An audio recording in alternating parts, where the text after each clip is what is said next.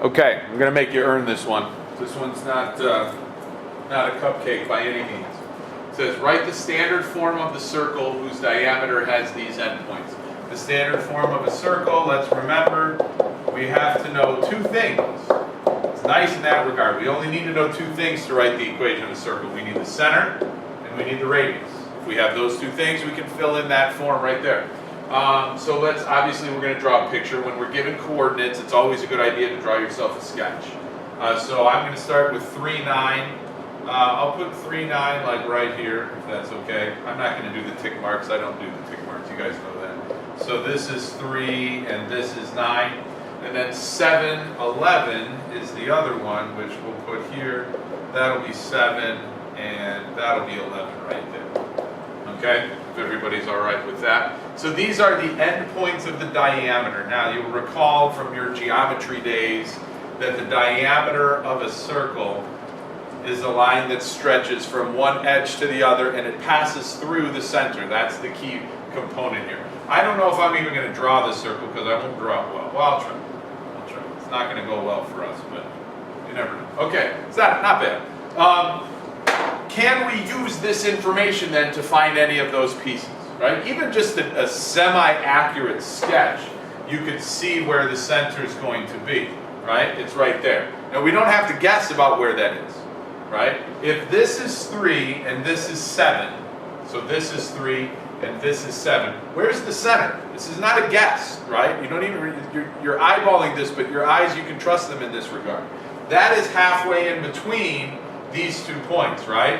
Which means if we drop this down, all the way down to here, the x-coordinate of the center is halfway in between these 2 points, right? What's halfway in between 3 and 7?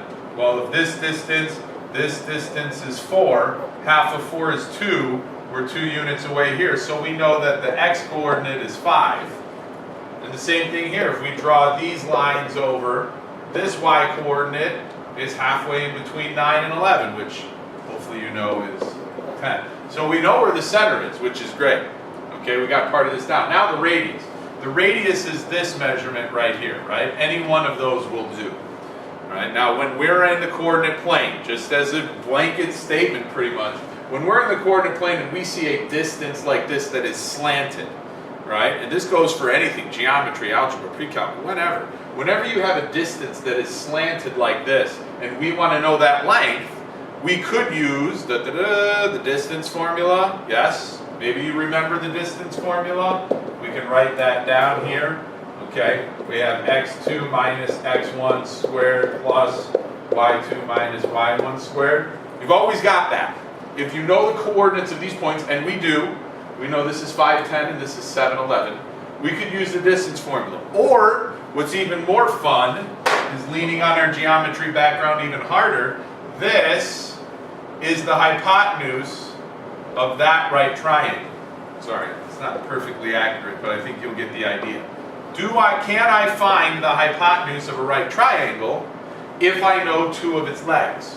Because I do know this distance. This distance is the same as this distance down here, which is 2. And I do know this distance. This distance is this distance, which is 1. So because I'm looking at, I have a semi-accurate picture, okay? I've drawn these in as the legs of a right triangle, and that's the hypotenuse. I could say that 2 squared plus 1 squared, we can call this r, is equal to r squared. And here's the kicker. Distance formula is great, but if we take this approach, isn't that what we want? Isn't r squared what we want?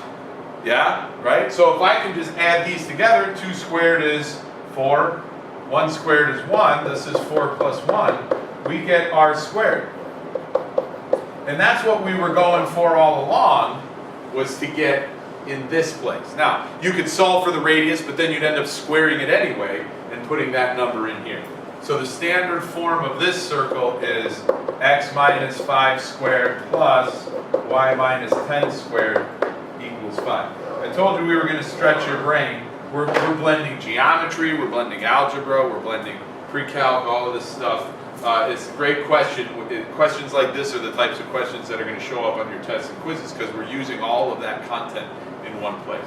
Okay? Semi-accurate drawing, always helps.